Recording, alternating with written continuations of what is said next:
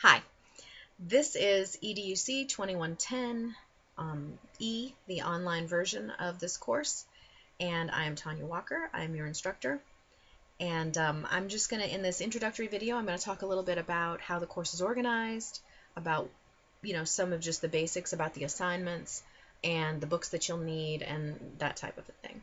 So this course is going to be relying on ELC. This is how you found this video. You need to become familiar with ELC if you aren't already. It's really a valuable tool, and all of your assignments, everything is going to be done through ELC. I will probably arrange to have at least one movie viewing. I try to do that at least once on campus if you can make it. I know many of you are not close to campus if you're taking this course, and perhaps you can't make it, but that's not going to hurt you anyway in this course. The course syllabus and the course schedule have been emailed to you. Hopefully, if you didn't get it by email and you registered late or something like that, it is in one of the assignments modules. Okay, it's in probably one that says syllabus. I can't remember right now what it's called, but probably says syllabus. And there is some very valuable information in the syllabus, and of course the course schedule is of utmost importance because you can it's a breakdown of exactly what your assignments are, what is due, and all the different weeks for this particular semester, and how the course is organized, that kind of thing. Breakdown of the weights of your assignments and so forth. So please definitely download that, and you might want to even print out a copy for yourself. The course is organized according to modules. I like to put stuff into 1 week modules where it opens on a Sunday morning at 12 a.m. and they closes the following Sunday at 11:59 p.m. So you need to go ahead and make sure that you've done all the assignments for that week, and then turn to everything in by no later than 11:59 p.m. on the following Sunday. And it's very clear in the course schedule. You'll hopefully understand this. So there are 15 modules because there's 15 weeks in the semester. I will probably do a separate midterm module that will be open to you when the midterm comes up. The midterm will be done at home. It's going to be probably an essay format midterm, and you'll turn it into me on ELC, as you will with the final as well. So I don't really have any, I guess what you would call high stakes, tests for this particular course. I think that I can evaluate you just fine with the different quizzes that I give you across the semester, as well as the the essay assignments, the projects, and so forth. The one important assignment that you need to know about is the field experience requirement. It is a requirement that is mandatory.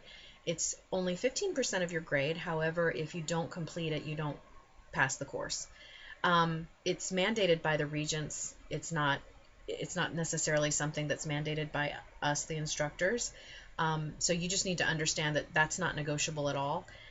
It requires, the field experience basically requires you to be in a tutoring or a mentoring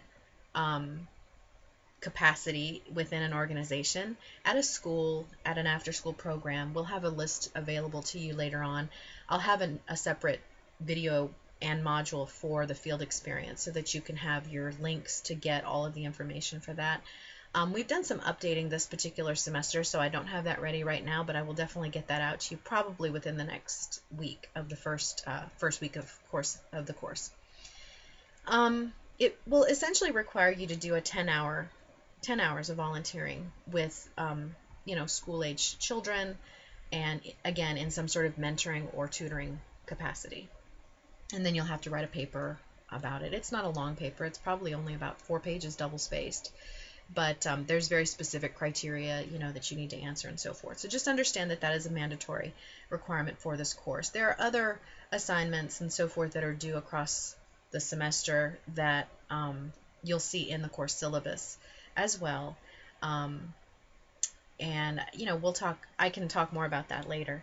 Okay, so that's how the course is organized. You can get a hold of me. Probably best way to get a hold of me is by email. And when I say email, I mean UGA mail, not the ELC mail.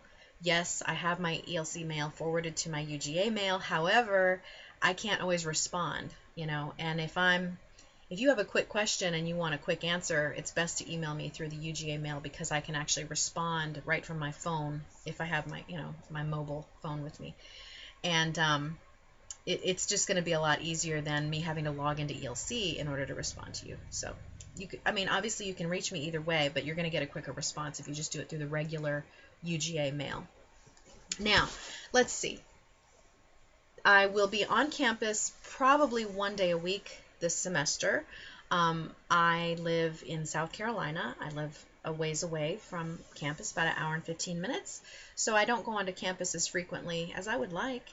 I actually live over in Clemson territory, so it's I get dirty looks when I wear my Georgia wear.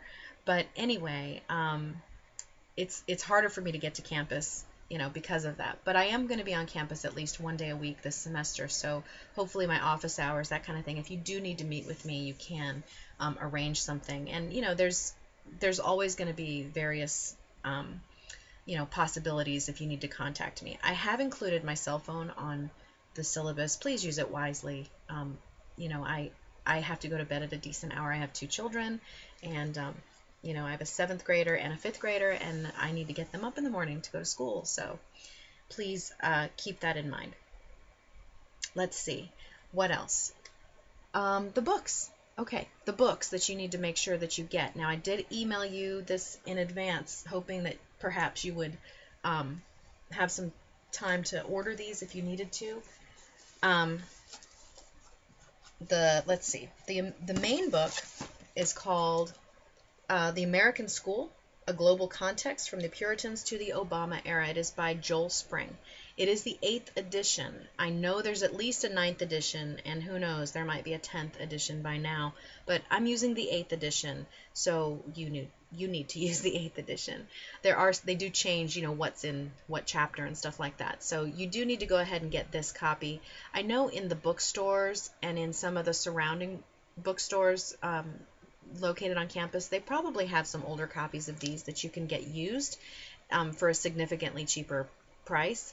But you can order this on Amazon or, probably one of the other sites, and get this book probably quicker if you can't get it on campus or through the campus bookstore. Anyway, so that's going to be, essentially like the main text. That's going to be where a lot of our historical perspective with public schooling and the history of education comes from.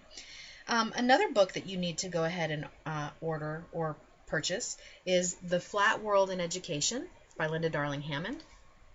And this book is, mine is a paperback, and I think you can get this on Amazon for less than $20.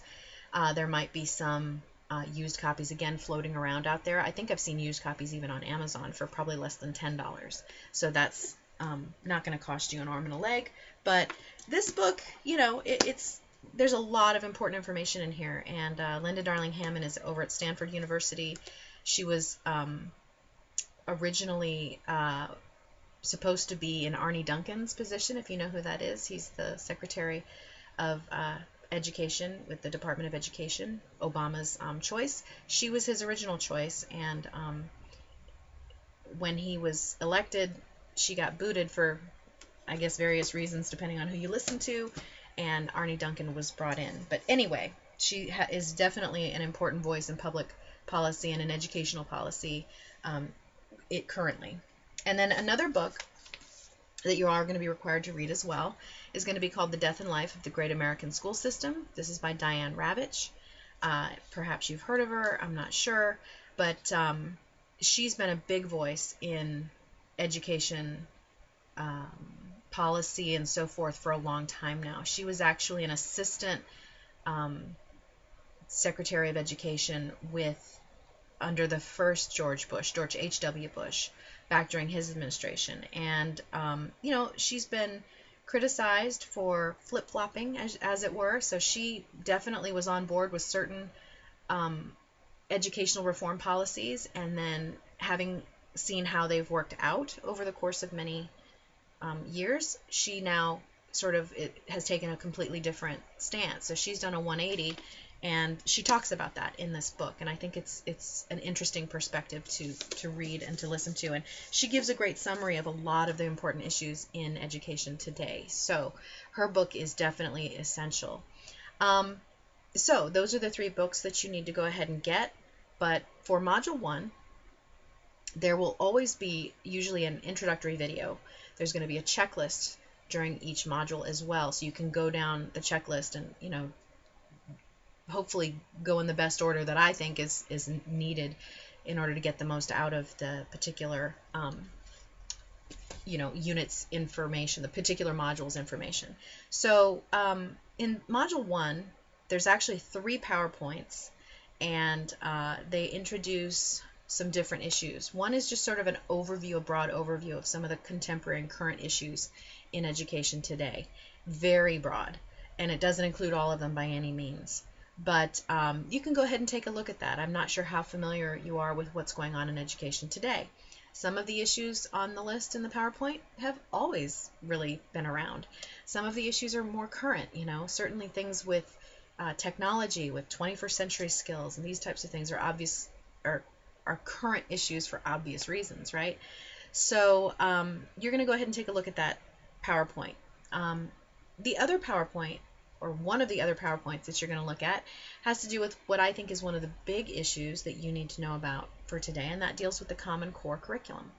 This is a big deal right now, and it's changing all the time. Just since I taught this course last semester, many changes have taken place in just over the summer.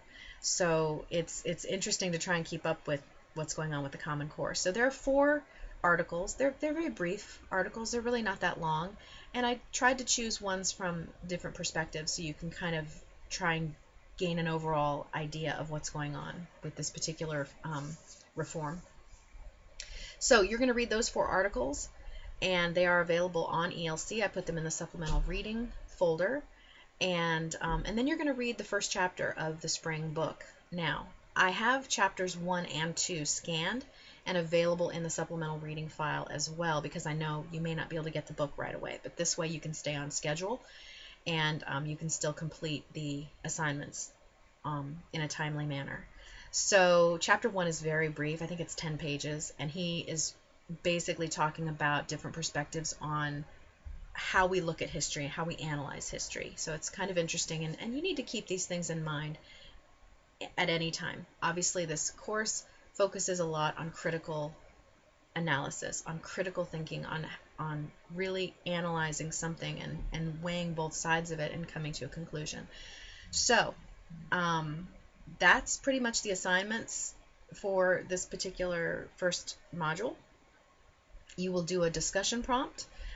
There's a journal assignment that you're going to have to do, and it's in ELC. You'll see the instructions there. But that's all you really need to do for the first module. Those are your assignments. A journal assignment. There's a little matching activity just that goes with chapter 1 of the spring book, and you'll upload that. It's very easy to do into the journal assignment as well. A discussion prompt. You're going to have at least one of those every week, where you have to start a discussion or respond to the discussion prompt, but then you also have to respond to at least one other of your cohort, of your colleagues in the class, the other students in the class. You must respond to at least one of their responses as well. That's it and get the books. There's your other assignment, get the books. So I will try to get the field experience information module created and out with all the new updates for that, so that you can get started on that. But again, if you need to contact me, please let me know if I've forgotten something, or you have a specific question that doesn't seem to be answered in this video. And I look forward to working with you.